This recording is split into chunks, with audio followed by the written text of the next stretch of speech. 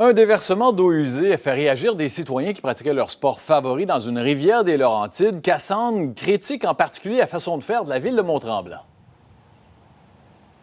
On vous parle en direct en bordure de la rivière du Diable que vous faites voir ici, le secteur Saint-Jovite à Mont-Tremblant. Pour ceux qui connaissent l'endroit, bien précisément, là, on est à la mise à l'eau au kilomètre 13, un secteur qui est aménagé pour les sportifs, tout juste à l'arrière de l'hôtel de ville. Et vous allez voir ce bâtiment avec la toiture rouge, c'est une station de pompage principale.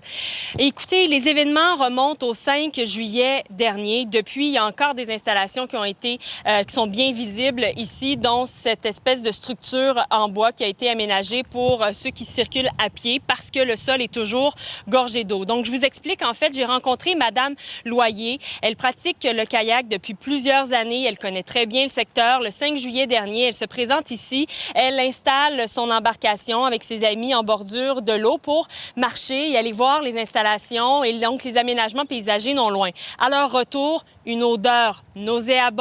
Ils voient notamment des sédiments. De l'eau est déversée directement dans la rivière, juste ici. Et elle voit notamment des camions de la ville. Écoutons-la. On a pensé que c'était une erreur de connexion. Mon ami a couru pour aller avertir les gens, mais on a rencontré le directeur de l'environnement de la ville qui nous a dit qu'il y avait le droit à un certain pourcentage de déversement dans la rivière. Donc, je trouve ça complètement aberrant.